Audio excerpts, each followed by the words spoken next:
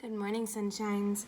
I had to stop pretty abruptly last week with the last read aloud because I had a package and it really scared me, so I stopped the video. So I didn't finish the chapter with only one page left, which is unfortunate. So Ella is watching these two girls shove their faces with food. It's quite disgusting. She thinks it's nasty. So keep that in mind when we're listening about these two girls. And I think that they're going to have a pretty important part to play in our story. And she was just admiring the carpet because it was moving and she wasn't quite sure what it meant. So, girls, Dame Olga bore down on us. We must be going. She hugged me and my nose filled with stink of spoiled milk. They left. Father was outside at the iron gate, saying goodbye to the rest of the guests. I went to Mandy in the kitchen. She was piling up dirty dishes. Seems like those people didn't eat for weeks. I put on an apron and pumped water into the sink. They never tasted your food before. Mandy's cooking was better than anybody else's. Mother and I used to try her recipe sometimes. We'd follow the instructions exactly, and the dish would be delicious, but never quite as wonderful as when Mandy cooked it. Somehow it reminded me of the rug. The carpet in the hallway with the hunters and boars. You know the one? Something funny happened to me when I looked at it before. Oh, that silly thing? You shouldn't pay attention to that old rug. She turned to stir a pot of soup. What do you mean? It's just a fairy joke. A fairy rug? How do you know? It belonged to Lady. Mandy called Mother Lady. That wasn't an answer. Did my fairy godmother give it to her? A long time ago. Did Mother ever tell you who my fairy godmother is? No, she didn't. Where's your father? She asked. He's outside saying goodbye. Do you know anyway, even though she never told you? Know what? Who my fairy godmother is, Ella said impatiently. If she wanted you to know, your mother would have told you. She was going to. She promised. Tell me, Mandy, please. I am. You are not telling me. Who is it? Me. I'm your fairy godmother. It is me. Here, taste the carrot soup. It's for dinner. How is it? So if you predict that it's not Mandy, connection symbol, because I don't predict that. 1 second. Chapter 4. My mouth automatically opened. The spoon descended, and a hot but not burning swallow poured in. Mandy had gotten the carrots at their sweetest, carroty best. Weaving in and out of the carrots were flavors like lemon, turtle broth, and a spice I couldn't name. The best carrot soup in the world, magical soup that nobody but Mandy could make. The rug, the soup. This was fairy soup. Mandy was a fairy. But if Mandy was a fairy, why was Mother dead? You're not a fairy. Why not?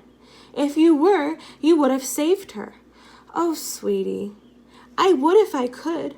If she had left the hairs in my soup, in my curing soup, she'd be totally fine today and totally healthy.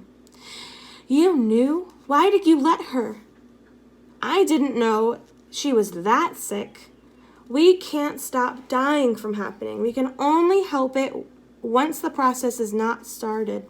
So basically she's saying that she found out that Mandy's a fairy and that if you remember, the mom didn't like the soup because there's some sort of magical hair in it and it tasted gross, so she took it out. And Ella didn't. So Ella stayed healthy and her mom did not. And so she's saying to Mandy, why couldn't you have helped her if you're a fairy? And she said that she can only help someone if they're not dying. And so apparently she was dying, unfortunately. I collapsed to the stool next to the stove, sobbing so hard I couldn't catch my breath. Then Mandy's arms were around me, and I was crying into the ruffles along the neck of her apron. Where I had cried so many times before for smaller reasons, nothing as horrible as my mother passing away. A drop landed on my finger. Mandy was crying too. Her face was red and blotchy. I was her fairy godmother too, Mandy said, and your grandmother's. She blew her nose. I pushed out of Mandy's arms and looked at her. She couldn't be a fairy. Fairies were thin and young and beautiful. Mandy was a tall fairy and was supposed to Mandy was as tall as a fairy was supposed to be. But who ever heard of a fairy with frizzy gray hair and 2 chins? Show me, I demanded. Show you what? That you're a fairy. Disappear or something. Show me something that proves that. I didn't have to show you anything. And, with the exception of Lucinda, fairies never disappear when other creatures are present. Can you please just show me something? Can you disappear? We can, but we don't. Lucinda is the only one who is rude enough and stupid enough to do that. Why is it stupid? Because it lets people know that you're a fairy, she said, and she started washing the dishes. Help me wash the dishes. Do Nathan and Bertha know? I carried plates to the sink. Know what? That you're a fairy, Ella yelled. Oh, that again. No one knows but you, and you better keep it a secret, Mandy looked at her fiercest. Why? She just scowled. I will, I promise, but why? I'll tell you. People only like the idea of a fairy. When they bump up against a particular, real as corn fairy, there's always trouble. She rinsed a platter. You dry. Why? Because the dishes aren't wet, that's why, so dry when I ask you to. She saw my surprised face. Oh, why is there trouble? 2 reasons, mostly. People know we can do magic, so they want us to solve their problems for them. When we don't, they get mad. The other reason is that we're immortal. That means that they don't have to die. That gets them mad too. Lady wouldn't speak to me for a week when her father died. Why doesn't Lucinda care people know that she's a fairy? She likes them to know she's a fairy. She's a fool, that woman. She wants them to thank her when she gives them one of her awful gifts. Are they always awful? Always. They are always awful, but some people are delighted to have a present from a fairy, even if it makes them miserable. Why did Mother know that you're a fairy? Why do I know? All the Eleanor lines are friends of the fairies. You have fairy blood in you. Fairy blood? Can I do magic? Shall I live forever? Would Mother have if she had not gotten sick? Are there many friends of fairies? No, very few. You're the only one left in our land. And no, love, you can't do magic or live forever. It's just a drop of fairy blood. But there's one way it has clearly started to show. Your feet haven't grown for a few years. None of me has grown for a few years. The rest of you will grow soon enough. But you'll have fairy feet, like your mother did. Mandy lifted the hems of the skirt and 5 petticoats to reveal the feet that were no longer than mine. We're too tall for our feet. It's the only thing we can't change by magic. Our men stuff their shoes so no one can tell, and we ladies hide them under our skirts. I stuck out a foot of my own gown. Tiny feet were fashionable, but would they make me even clumsier as I grew taller? Would I be able to keep my balance? Could you make my feet grow if you wanted to? Or I searched for another miracle. Rain pelted the window. Or could you stop the rain? Mandy nodded. Do it, please. I want to see magic so badly. Why would I want to? For me, I want to see magic. Big magic. We don't do magic. Lucinda's the only one. It's too dangerous. What's dangerous about ending a storm? Maybe nothing. Maybe something. Use your imagination. Clear skies would be good. People will go outside. Use your imagination, Mandy repeated. I thought. The grass needs rain. The crops need rain. More, said Mandy. Maybe a bandit was going to rob someone, and he isn't doing it because of the weather. That's right, said Mandy. Or maybe I'd start a drought, and then I had to fix it because I started it, and then maybe the rain I sent would knock down a branch and smash the roof of our house, and I'd have to fix that too. That wouldn't be your fault. The owner should have built a stronger roof. Maybe, maybe not. Or maybe I cause a flood and people would be killed. That's the problem with big magic. I only do little magic. good cooking, my curing soup, my tonic. When Lucinda cast a spell on me, was that big magic? Of course it was, that stupid person. Mandy scoured. Tell me how to break the spell, please, Mandy. I don't want this spell anymore. I don't know how. I only know how it can be done. If I told Lucinda how horrible and terrible it is, would she lift a spell, do you think? I doubt it, but maybe. Then again, she might take one spell and give you another even worse. The trouble with Lucinda is ideas pop into her head and come out as spells. What does she look like? Not like the rest of us fairies, but you'd better hope that you never lay eyes on her. Where does she live? I asked. If I could find her, maybe I could persuade her to lift my curse. After all, Mandy could be wrong. We're not on speaking terms. I do not keep track of the whereabouts of Lucinda the idiot. Watch the bowl.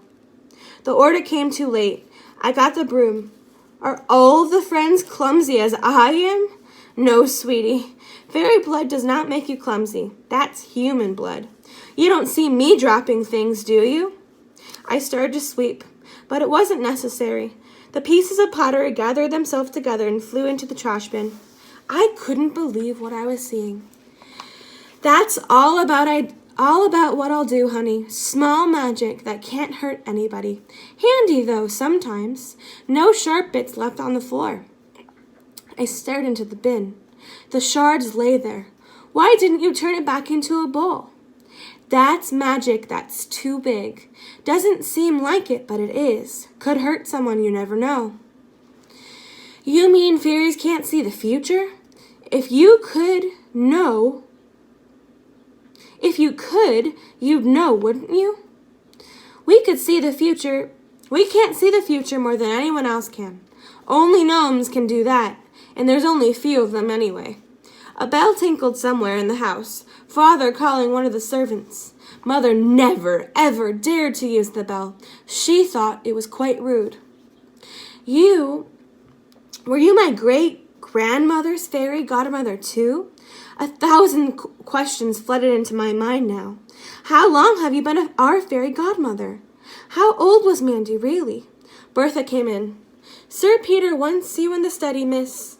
What does he want? I asked. He didn't say, she said, and she twisted one of her braids anxiously.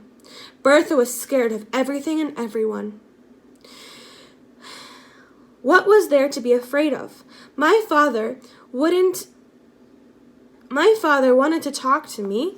It was only to be expected.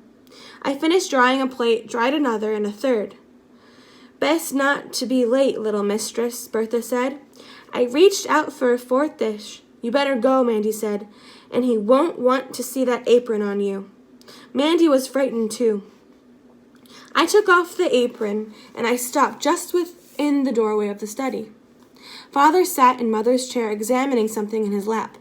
Now I want to stop for a second, and you're noticing that Mandy and the servant are quite scared of the dad, so I'm predicting that he's not the best father in the world, so we'll see. Ah, there you are. He looked up. Come closer, Ella. I glared at him, resenting the order. Then I took one step forward. It was the game I played with Mandy. Obedience and defiance. I asked you to come closer, Eleanor. I came closer. Not near enough. I won't bite you. I only want to get to know you a bit. He walked to me and led me to the chair facing him. So also, if you remember, her father really wasn't in her life until her mother died. So she doesn't really know him.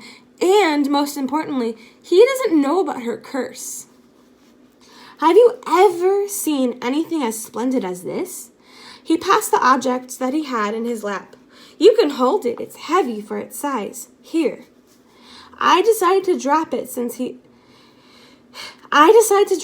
he liked it so much, but I glanced at it first. Then I couldn't.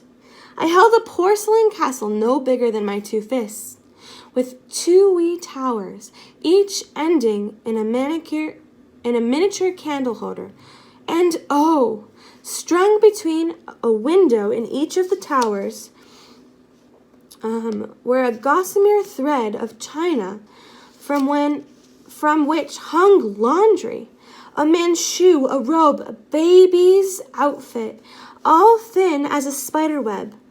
And painted in the window of the tiny little castle, a smiling maiden waved a silken scarf. It seemed to be silk anyway. Father took it from me. Close your eyes. I heard him pull the heavy drapes shut.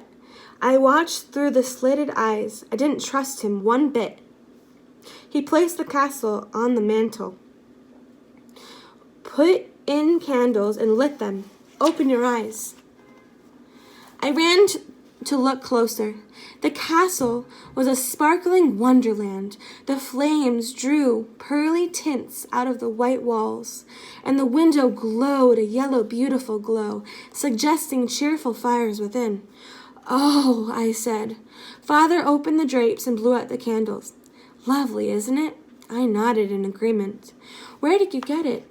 From the elves. An elf made it. They're marvelous potters.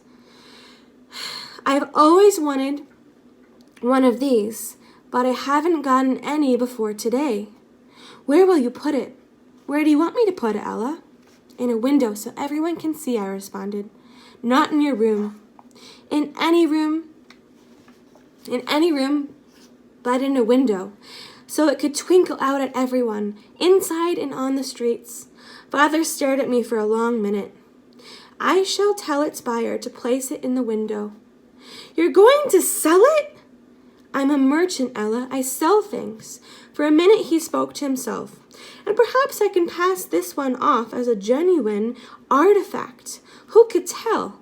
Imagine the money I could get. He came back to me now. And you know who I am, Sir Peter the merchant. But who are you?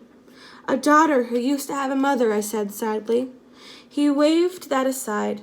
But who is Ella? He was pleased. But who is Ella? A girl who doesn't wish to be interrogated and questioned by her father, who she doesn't know quite well. He was pleased. You have courage to speak to me just like that, he said and looked over at me. That's my chin. He touched it, and I drew back. Strong and determined. That's my nose. I hope you don't mind that the nostrils flare. My eyes, except yours, are green, just like your mother's. Most of your face belongs to me. I wonder how it would be on a woman when you grow up. So he's looking at her like he's never seen her before in her life. So I think it's quite interesting. I'm kind of confused as where he's been the entire time. Why did he think it was fine to talk to me as though I was a portrait instead of a woman? What shall I do with you? He asked himself. Why must you do anything with me? I asked. I can't leave you to grow up as a cook's helper. You must be educated. He changed the subject. What did you think of Dame Olga's daughters? Remember the girls from before who ate everything? They were not comforting, I said quickly. Father laughed, really laughed, head back and shoulders heaving. Ah, ha, ha, ha, ha, ha. Just like that. Now you try. Ah, ha, ha, ha. What's so funny? I really disliked being laughed at, I thought. It made me want to say something nice about the loathsome Hattie and Olive. They meant well, I suppose. Father wiped tears from his eyes. They didn't mean well. The older one is quite unpleasant, like her mother, and the younger one is quite simple, not very smart. It never entered their minds to mean well. His voice became thoughtful. Dame Olga is titled and rich. What did that have to do with anything, Ella thought, quite annoyed now. Perhaps I could send you to the finishing school with her daughters. You might learn how to walk like the slip of a thing that you are, and not like a small elephant like you do now. Not clumsy at all. I will not have that as my daughter. Finishing school? Private school? Boarding school? Oh, no, Ella thought. I'll have to leave Mandy. And they'd tell me what to do all the time. I'd have to do it no matter what it was. They'd try to get rid of my clumsiness, but they wouldn't be able to do that. So they'd punish me, and I'd punish them back, and they'd punish me more. Why can't I just stay here? I suppose you could be taught by the governess, which is like a nanny, if I could find some. I would much rather have a governess, Father. I would study very hard if I had a governess, but not otherwise. His eyebrows rose. I could tell he was amused. He stood and went back to the desk where Mother used to work out our hand-told accounts. You may go now. I have to work. I left. On my way out, I said, perhaps small elephants cannot be admired to finishing school, cannot be admitted to finishing school. Perhaps small elephants can be finished. Perhaps they... I stopped. He was laughing again. And at that moment, I knew I hated him. And I wish that he had died instead of my mother. And that's where I'm going to stop for today. That was quite intense. But you're noticing, too, that she has no idea who her father is, what he's like, and he has no idea who she is. So I'm predicting that that's not going to be good for us, and I'm hoping that she does not have to get shipped off to boarding school, because I think that'd be awful for her. All right. Have a good day.